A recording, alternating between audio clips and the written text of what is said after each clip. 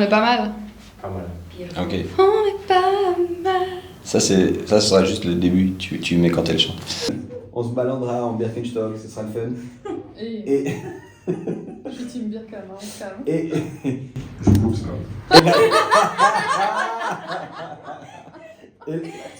Et là...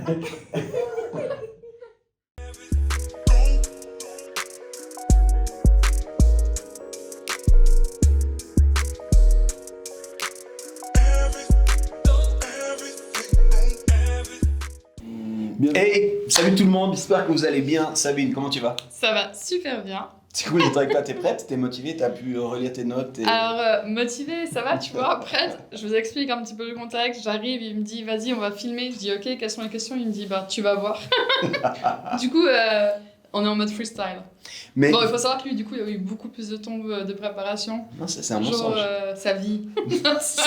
Ça c'est un mensonge. En fait, vous n'avez pas été beaucoup à nous envoyer des questions. Quand on vous a demandé des questions, on a reçu des questions ici ou là, plutôt séparées, DM ou quoi, mais répondez sur les posts. Ne faites pas que de liker parce que du coup ça aide. Petit timide. Ah, c'est ça. Mathias, qui en plus de ça fait staff pour nous depuis les États-Unis, me dit avec un décalage horaire, il n'y a toujours pas de questions. Alors merci pour ceux qui nous ont écrit en privé, on apprécie. Mais les gars, n'hésitez pas, ne soyez pas timides, ça nous permet de mieux nous préparer. Mais c'est vrai, très last minute. Avant qu'on plonge dans quelques questions qu'on a reçues ou qui nous ont été communiquées par un grand nombre de personnes, deux choses que vous devez savoir. Tout d'abord, si vous entendez des réactions autres que les nôtres, c'est parce qu'on a un petit public aujourd'hui. Faites du bruit, voilà. Voilà. Donc on n'est pas seul sur... ça nous donne aussi à nous un petit peu de motivation et puis de contexte. Et puis la deuxième des choses, merci à tous ceux qui nous écoutent. Il y a eu un post dans la saison pour savoir d'où est-ce que vous nous écoutiez. C'est juste. Et alors, il y a des gens de Los Angeles, à ne pas confondre avec Los Angeles. Et il y a des gens de non, il y a des gens de Lausanne, il y a des gens de Genève, il y a des gens de différentes régions de la Suisse, il y a des gens du canton de Neuchâtel, il y a des gens de France, il y a des gens de Belgique.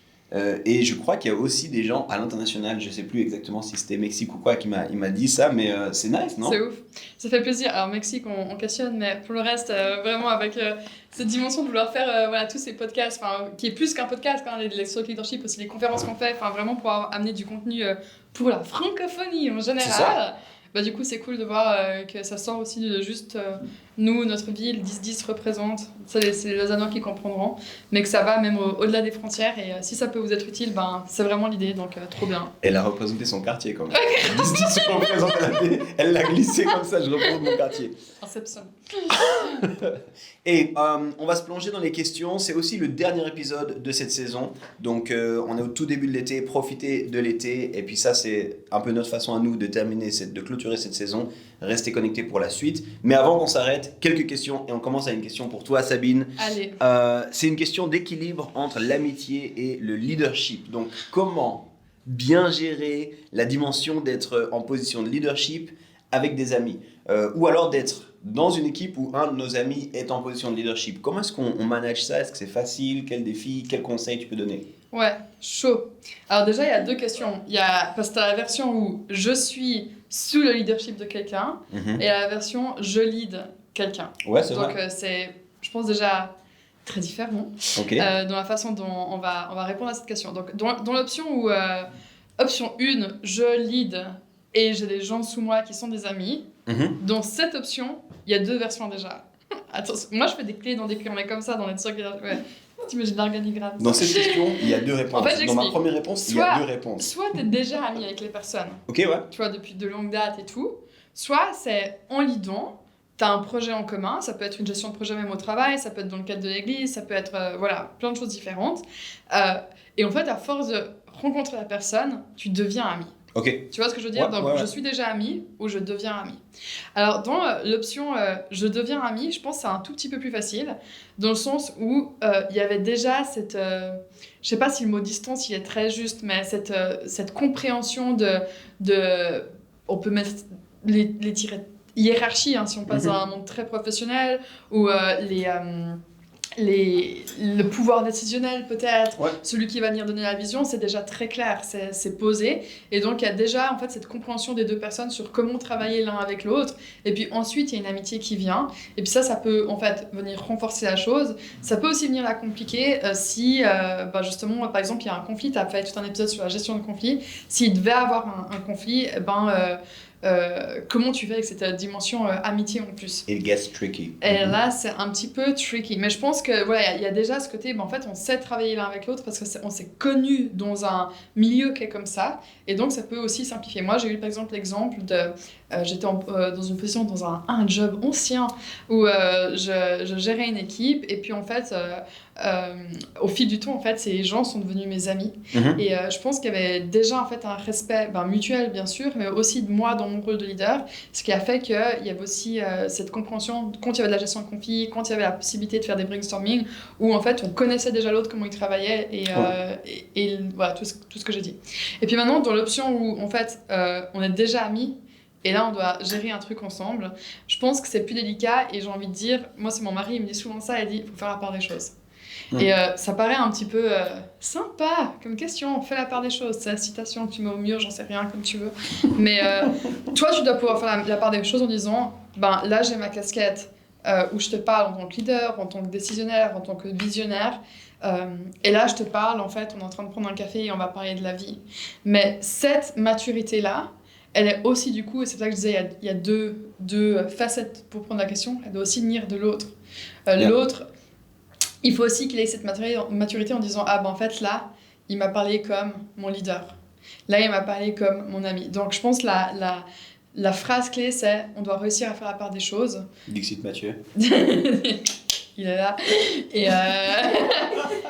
ça je le dis parce que moi je sais que c'est un truc qui me travaille souvent où moi je suis aussi très dans l'émotionnel, des fois je suis là non mais ça m'a et puis Mathieu il va venir, Mathieu donc mon mari il va me dire fais la part des choses.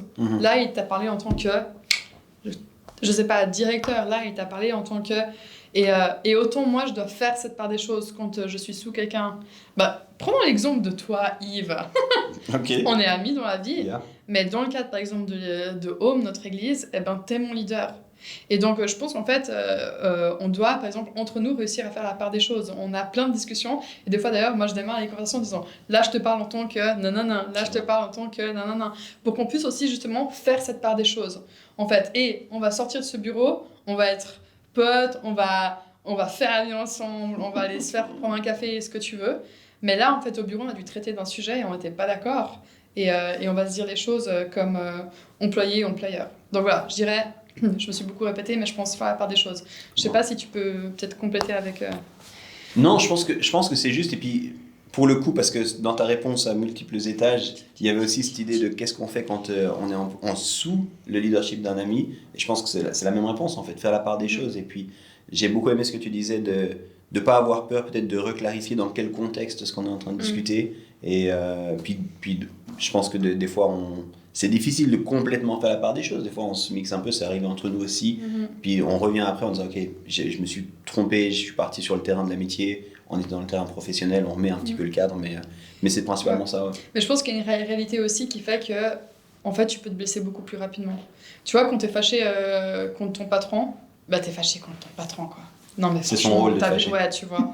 Par contre, quand t'es fâché contre un ami patron, ça peut être beaucoup plus blessant. D'où le fait que je pense surcommuniquer, ça demande, même je reprends notre exemple vu qu'on est là, on a dû se poser combien de fois sur ces dernières années en disant mais en fait là, ce que tu as dit là ça m'a vraiment affecté parce que nanana, et puis toi tu dois peut-être revenir ou moi en disant mais là en fait c'était ce contexte là et ça va demander plus de meetings et les choses de mettre à plat, mais ce qui permet aussi d'avoir une relation plus saine et forte sur le long terme. J'aime ta réponse. Well done. Yes. Alors là, on a une petite ligne en rose. Ça veut dire que c'est moi qui dois poser la question. Vas-y. Tu m'as quand même mis en rose, mec. Il fallait des couleurs qui se distinguent. Ok. La prochaine fois, je mettrai en bleu. Je sais pas. I don't know. Non, en rose, c'est cute. Ah, ok.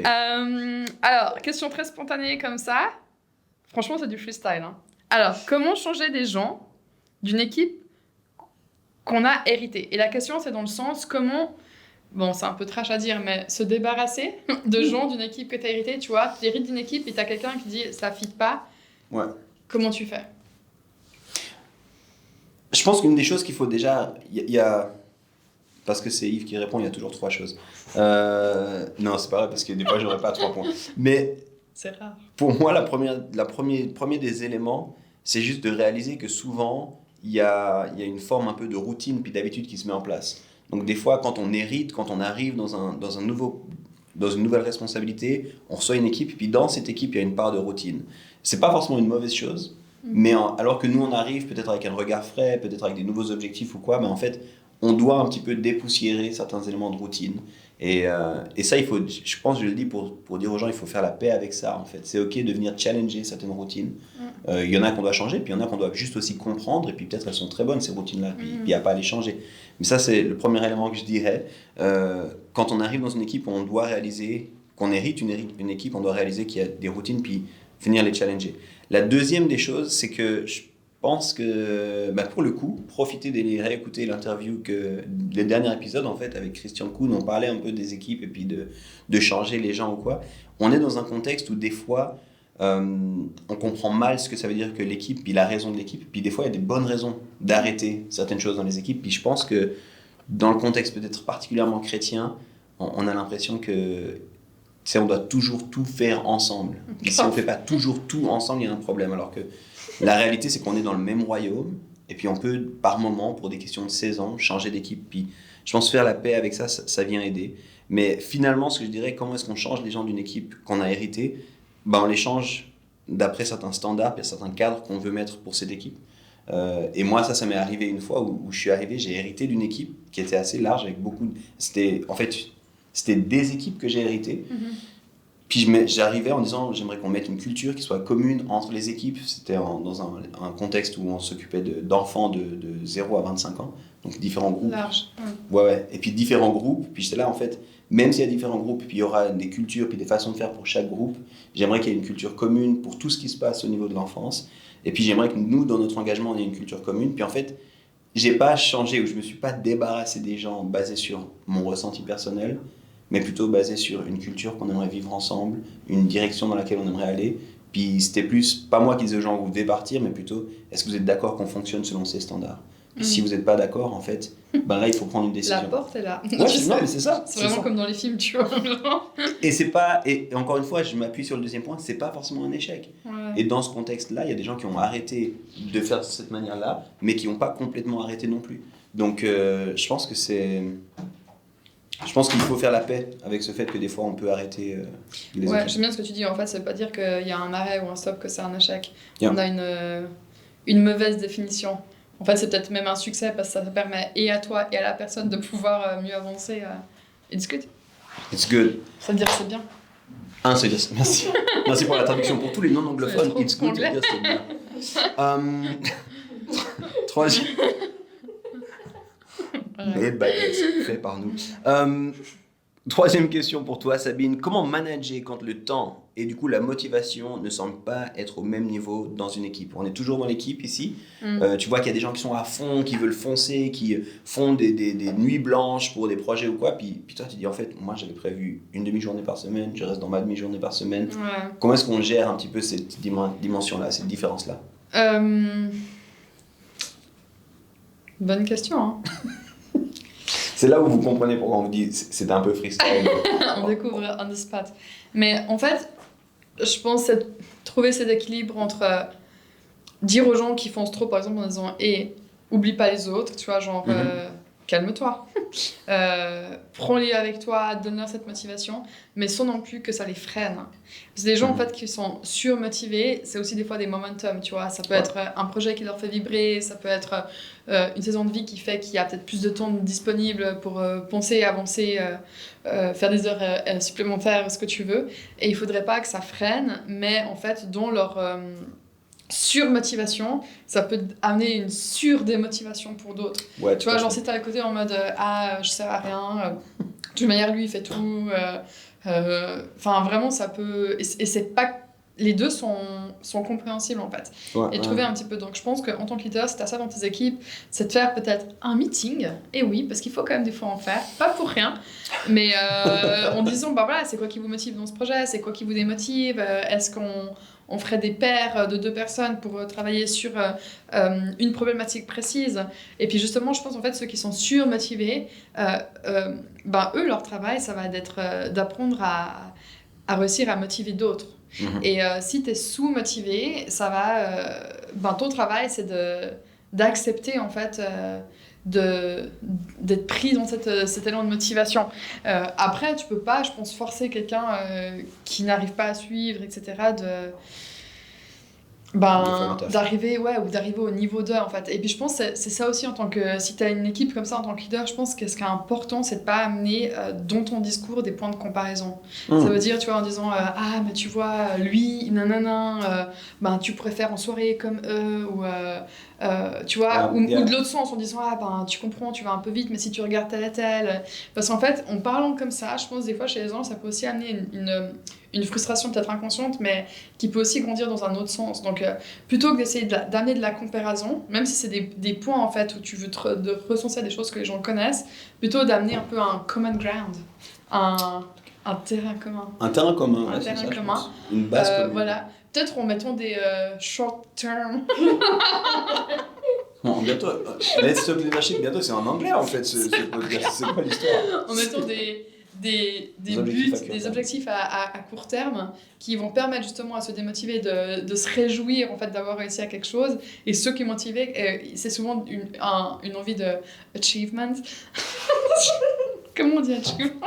Accomplissement. D'accomplissement. Et du coup en fait c'est peut-être là que ça va aussi se rejoindre. Je suis partie un peu dans tous les sens parce que c'est le freestyle, mais en gros je dirais justement éviter un langage trop comparatif dans les gens de l'équipe, donner un terrain commun avec des objectifs à court terme et puis pourquoi pas justement faire travailler sur des projets en commun quelqu'un qui est surmotivé et qui l'est pas assez pour trouver un équilibre mais faire attention à pas freiner et à pas démotiver. Ouais. Bon c'est un petit peu voilà c'est un peu c'est ce que c'est. Ok, cette conclusion était surprenante. Si je peux rajouter, moi je pense que la dimension d'honorer, tu l'as pas spécifiquement nommé, mais d'honorer dans les différences. Moi, j'ai des gens avec qui je travaille sur des projets à moyen terme, sur une année ou quoi. Puis en fait, dans cette année, on n'a pas tous les mêmes saisons. Il y a des périodes d'examen où il y a tous les étudiants qui doivent... Voilà, puis il y a des moments où d'un coup, il y en a qui changent de situation professionnelle. Puis en fait, d'honorer, de dire c'est génial que vous ayez le temps, la motivation, l'espace pour faire ça. Mais n'ayez pas l'attente. Ouais, c'est ça, reconnaître et puis encourager en fait les gens. Et puis pour ceux qui ont peut-être moins de temps ou moins de motivation pour des questions externes, dire c'est ok en fait que tu prennes un peu plus de temps, c'est aussi pour ça qu'on est ensemble, qu'on travaille en équipe, mais se libérer là-dedans. Puis je pense que des fois un des défis c'est de vouloir absolument que tout le monde court au même rythme tout le temps, alors que c'est pas nécessairement réaliste. On est de nouveau dans le rose, je crois la prochaine question elle est pour toi. Allez, moi je vais prendre mon verre d'eau mais continue. Ah c'est-à-dire que c'est moi qui dois la poser. Ouais je crois. Ok. Ah oui, absolument. Alors, comment continuer avec un projet si on n'a pas l'impression qu'il s'inscrit dans une vision plus large? Plus, je me souviens de la personne qui a posé cette question. Elle était dans le bureau ici. Et puis, elle me disait, j'ai un projet incroyable et puis j'ai envie de le mettre en avant. Mais comment je peux mettre ce projet en place, sachant que dans mon contexte, ce projet, il n'est pas forcément compris ou pas forcément valorisé ou pas forcément... Et c'était dur à répondre en fait. Parce que je crois très fort dans le principe d'une saine soumission. Et puis je disais à la personne, mais j'ai l'impression qu'il faut d'abord que tu fasses valider en fait ton cœur et ton projet avant de foncer dans le projet. Maintenant, cette réponse, elle est aussi potentiellement nuançable dans le sens où c'est aussi possible que tu mettes en place les prémices de ton projet pour que ton projet soit validé en fait. Des fois, tu rêves d'un truc puis tu as de la peine peut-être à l'exprimer. Ou que les gens comprennent mieux ce que de quoi il s'agit, qu'ils soient un peu palpables. C'est ça. Ouais. Je vais commencer un peu le truc, comme ça vous voyez de quoi je parle. Et puis une fois qu'on est là-dedans, on peut reparler du truc. Mais à mon avis, je pense que le conseil que je donnerais et que j'ai donné en l'occurrence, c'est de vraiment clarifier les enjeux et le pourquoi du projet. Souvent, quand on est un petit peu dedans puis on rêve, nous on est comme convaincus par notre projet. Mais pourquoi on fait ce projet en fait? C'est quoi les buts, c'est quoi les enjeux, qu'est-ce qu'on pense que ça va apporter, qu'est-ce qu'on a envie de mettre en avant? Et avec cette personne, c'était ça. Quand il parlait de son projet, j'étais là, mais en fait, il faut pas que tu ailles trop dans les spécificités de ton projet, mais plutôt dans les grandes lignes, qu'est-ce que ça va apporter. Parce que, en l'occurrence, dans son contexte, j'étais convaincu que s'il apportait ça, les gens allaient dire bah oui, on a envie de vivre ça, on a envie de voir ça. Donc, parce que la question là, c'était genre si on n'a pas l'impression qu'il s'inscrit. Donc, c'est ça en fait, tu as un ressenti que ça peut s'inscrire dans une vision plus large. L'idée, ce serait de prendre le projet à peine palpable pour que les gens puissent l'identifier. Ça me fait penser un petit peu au monde merveilleux des startups. Quand tu as un entrepreneur qui a un projet et justement, lui, c'est son bébé, tu vois, il en rêve jour et nuit, il fait des business plans à foison, il est là à prendre des contacts, trouver des investisseurs, etc. Et merci. Et on va leur dire, eux, ces entrepreneurs, ils vont devoir apprendre à faire un pitch. Donc vraiment, devoir décrire leur projet en 1, 2, 3 minutes. Tu définis le temps, il y a tellement de théories aujourd'hui. Mais qui va répondre à la vision, qui va répondre à ton marché, qui va répondre à quels sont tes besoins, pourquoi ou comment. Et puis, pourquoi pas faire, si on parle encore un petit peu dans ce côté plus entrepreneurial, un prototype. Et ce prototype en fait va permettre de trouver des investisseurs et donc peut-être de trouver en fait des gens autour de toi qui sont convaincus avec toi. Mais si je pose la question, c'est-à-dire imagine, tu as fait ton pitch, tu as ton prototype, tu arrives devant un merveilleux public et puis en fait ces gens te disent c'est vraiment bien mais c'est pas pour ici. À ce moment-là. Alors là, on est dans une hypothèse avec un projet dont je ne connais pas les tenants, les aboutissants. Mais ma première réaction, ce serait de dire soumets-toi. Ma première réaction, ce serait celle-ci.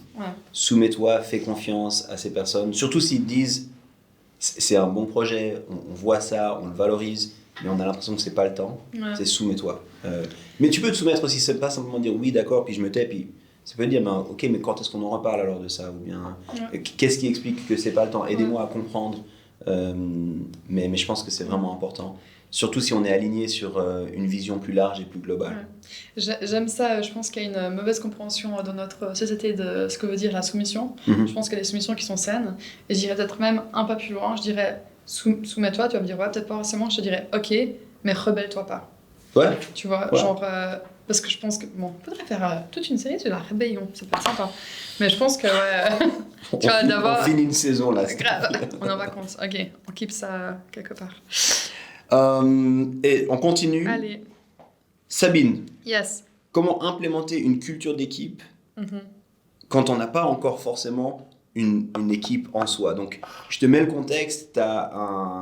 Tu travailles pour un super gars, comme moi par exemple, tu as une super responsabilité, il est incroyable. Tu as une vision incroyable, tu as des objectifs incroyables, tu sais que c'est le top et puis que ça va vraiment servir ce qu'on est en train de faire. Tu as une idée de comment tu veux travailler avec ton équipe, tu te projettes, tu dis on aura les soirées, on rigolera, on mangera de la pizza ou des salades, whatever, des graines si tu es vegan. Toujours est-il, on se baladera en Birkenstock, ce sera le fun. Et... Je suis team Birken, on se calme.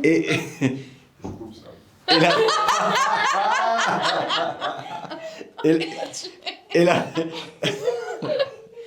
puis la réalité, c'est juste que t'as pas d'équipe encore. Mais toi, tu rêves d'une culture et tout ça. Et puis voilà qu'il y a une personne qui vient, puis qui dit pourquoi pas, mais comment ça se passe? Comment est-ce que tu transmets cette culture? Comment est-ce que tu communiques cette culture à la personne numéro 1 ou aux 2 premières personnes qui viendraient vers toi? Ce serait quoi tes conseils? Je pense que déjà, ce qu'il faut savoir sur la culture, c'est que c'est extrêmement dur de changer une culture une fois qu'elle est mise en place. Et en fait, une culture se met en place très rapidement et souvent presque inconsciemment. Je m'explique. Tu prends l'exemple d'un... non, je ne vais pas prendre cet exemple-là. J'allais prendre l'exemple d'un pays, mais c'est trop large. Prends l'exemple juste d'un pays pour expliquer que ça, c'est difficile de changer. Tu ne peux pas aujourd'hui être étranger, débarquer en Suisse et dire « Ok, les gars, la fondue, c'est sympa, mais moi, j'aime pas le fromage, donc dorénavant, c'est couscous à gogo, plat national. » Tu vois, tu peux pas changer une... C'est complètement extrême. Non, mais je vois ce que tu veux dire. Okay, ouais. Donc, une culture extrêmement dure à changer. Donc, quand tu n'as pas encore d'équipe, mais que tu as un projet, il faut que tu sois déjà conscient de la façon dont tu penses à ton projet, dont tu rêves à ton projet, dont tu le mets par écrit, dont tu le communiques. Déjà là, en fait, tu es en train de créer une culture. Je vais te donner l'exemple. C'est un ami, il avait un projet, c'était il avait un projet de créer une nouvelle structure. Et il était en recherche d'équipe. Et puis il dit, on a des gens autour de la table, mais Et on lui dit, fais attention à la culture. Puis il dit, oui, alors on va essayer de mettre des valeurs en avant, on veut être dans l'hospitalité. Et je suis là, ok. Et il fait, ouais, d'ailleurs, dans cette soirée, on a décidé de prendre un temps où on a juste mangé ensemble. Ensuite, on s'est dit qu'on allait raconter un peu chacun notre semaine. Et en fait, mais déjà là, en fait, tu es en train de faire une culture. Tu es en train de définir que tes meetings ou vos rencontres, elles sont définies autour d'un peu de nourriture et de partage. Et en fait, je pense, c'est pour ça que je dis des fois, c'est inconscient, c'est que la première fois que tu vas avoir le premier membre de ton équipe et que tu vas te poser avec, dans la façon dont tu lui communiques, tu vois, est-ce que tu vas être en mode défaitiste? Est-ce que tu vas être en mode rêveur? Est-ce que tu vas lui dire est-ce que tu as des idées? Parce que si tu dis ça, tu mets déjà en place ce côté très créatif plutôt que très micromanagement. Si tu dis confronte-moi plutôt que c'est comme ça, tu vois ce que je veux dire? Et en fait, rien que là, dans la façon dont tu vas parler, cette culture va être mise en place. Donc, on peut aller plus loin et puis dire les réponses. Donc, bien sûr, il faut que tu penses à tes valeurs, il faut que ça soit reflété, il faut redire la vision sans cesse, il faut redire les slogans, entre guillemets, que tu veux mettre en place dans ton projet sans cesse, parce que c'est ça qui va faire que ça va être implémenté. Mais dans ta façon d'agir, de parler, dès la première fois, tu mets une culture en place. J'aime beaucoup ce que tu dis, et en fait, pour moi, ça me fait penser qu'il y a toujours une culture, en fait. Même quand tu l'as pas encore verbalisé, tu l'as pas encore clarifié, tu sais pas vraiment tes slogans, tes trucs. En fait, il y a déjà une culture, puis je dirais, prends conscience de ta culture qui est déjà présente, ou essaye de prendre conscience de ça, essaye de vivre, d'incarner cette culture. Je pense que c'est super important. Et pour moi, c'est aussi le piège de ne pas penser que la culture elle va commencer quand les autres vont arriver. En fait. La culture, elle est déjà là. Et puis du coup aussi de se dire, est-ce que je le vis en fait? Est-ce que j'incarne cette culture? J'aimais bien ce que tu disais avec l'hospitalité, c'est une bonne idée dans l'absolu, mais il ne faut pas attendre qu'il y ait 6, 10, 15, 30 personnes pour commencer. Est-ce que déjà moi, je le vis ça? Comment est-ce que je le vis pour pouvoir embarquer d'autres avec moi? Je te prends juste un exemple aussi, c'est la question du langage, mais les mots que tu vas utiliser, donc comment toi tu vas parler de ton projet, sans même qu'il y ait d'équipe, va déjà définir une culture. Tu prends j'aime bien prendre cette image de culture d'entreprise. Moi, le jour où j'ai débarqué dans une entreprise très sociale, la première semaine, j'ai passé mon temps à écrire des mots que je ne comprenais pas dans un calepin, pour à la fin de la semaine aller vers mon directeur en disant, peux-tu me donner une définition? Parce que j'arrivais d'un milieu très business, très entrepreneurial, et ça n'a rien à voir avec le langage parce que tu as un vocabulaire qui est propre, et du coup quand tu es en train de créer ce projet, n'oublie pas que tu es en train de définir aussi un certain langage et que ce langage là il va être très très dur à changer. Donc en fait, comme tu dis, il est déjà là avant même que tu aies contact avec la première personne. C'est bon, j'aime beaucoup ce que tu dis. On est sur la culture, je te pose encore une question là-dessus, on arrive gentiment à la fin des questions. Comment gérer justement la question de la culture quand on est en situation de croissance, quand il y a beaucoup de monde ou bien simplement du monde de façon continue qui arrive? Comment est-ce qu'on peut préserver ou protéger notre culture? Je pense pour protéger et la préserver, il y a un step, mais ça va pas du tout aujourd'hui.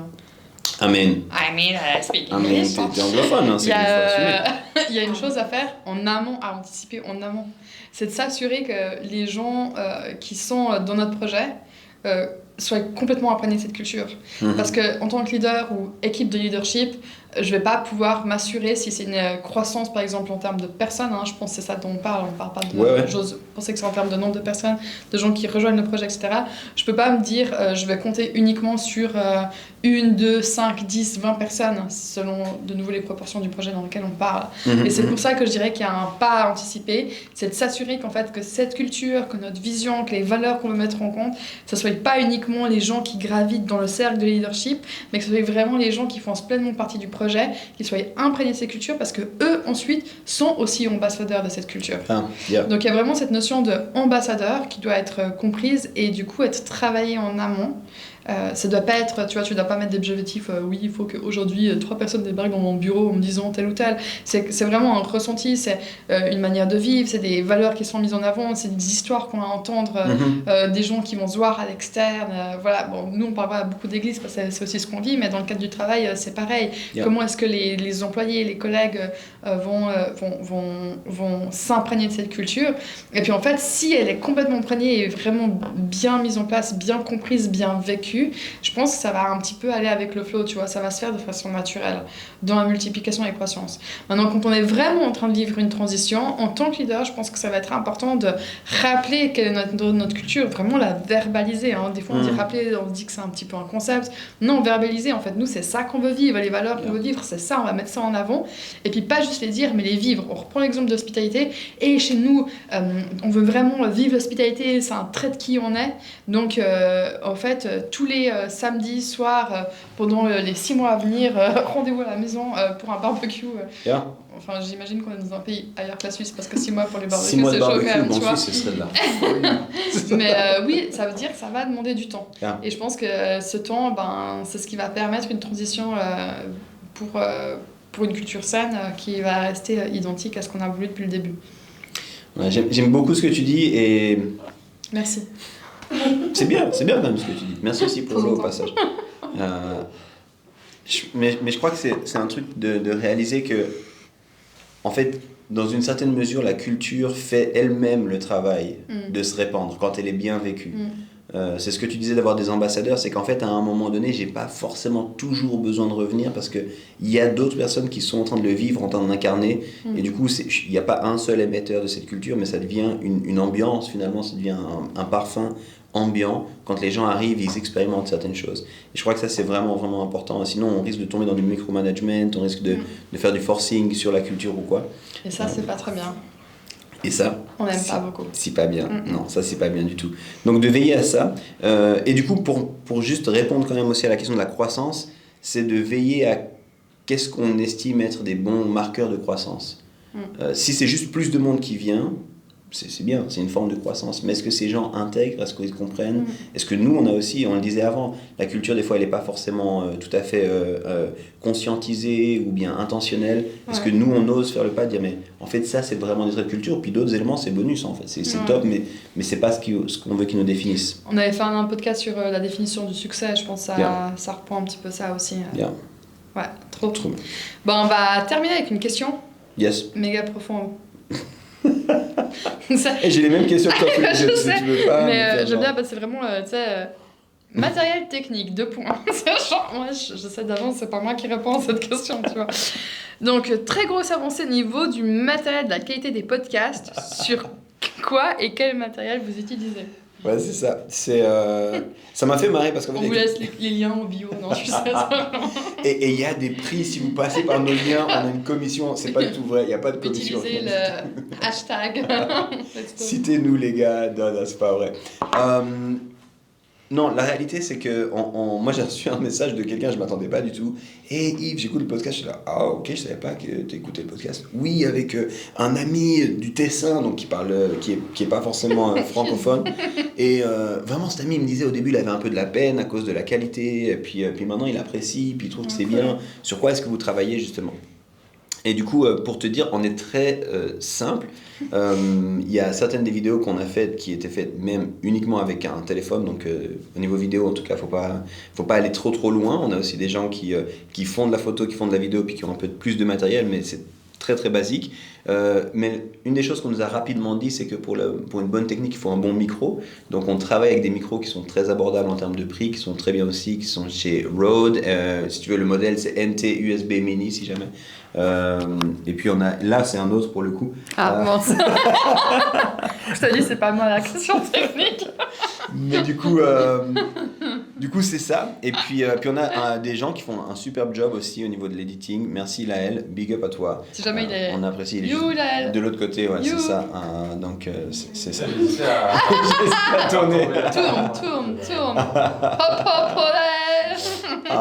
Mais c'est ça. Et puis peut-être juste pour encourager peut-être des gens, on l'a dit au début, puis c'était une des choses pour lesquelles on a voulu faire ce podcast, c'est qu'il n'y a pas beaucoup de ressources en français. Et puis à un moment, c'était vraiment un défi pour nous de se dire est-ce qu'on attend d'avoir tout le matériel pour faire un studio, pour faire des trucs, ou bien est-ce qu'on y va un petit peu à la one again. À la one again, à l'arrache. Et puis on a préféré, c'est ma femme qui dit ça souvent, elle l'a entendu tu vois, c'était ton mari, moi c'est ma femme, tu vois. Fait vaut mieux que parfait. Et puis en fait on s'est dit on va le faire avec les moyens du bord, on apprécie que vous appréciez aussi, mais si vous avez des idées, n'hésitez pas. En vrai aujourd'hui au niveau technologique, juste 2 téléphones ça fait déjà un super bon taf. Donc voilà. On va s'arrêter là? On va s'arrêter là. Cool. C'est quoi la suite pour les stocks? Ben là, il y a l'été. Donc piscine. Non, tu sais. Barbecue, on n'a pas 6 mois. Hein, donc, Ouais. Non, mais en vrai, comme on dit à chaque fois, restez connectés. Il y a des beaux plans pour le reste de l'année. Yes. Des idées de thèmes, des idées de conférences aussi. Comment Donc, on vous en dit pas plus. Clin d'œil. Mais restez là. Bel été. Yes, bel été à vous. Merci de nous avoir suivis à Yes. fond. Et Sabine, ça fait plaisir de faire des podcasts avec toi. Ouais, ça fait se un voit petit moment. beaucoup, hein. Yeah, Ouais. yeah. Franchement, on fait un bébé et on revient. On arrête les podcasts. C'est quoi cette idée? Bah ça c'est ton choix, hein, à Ouais. toi de voir. Alright guys, hey, we love you. Merci. Ça veut dire bonne on vous suite. aime. On vous aime. À bientôt. Ciao. Ciao.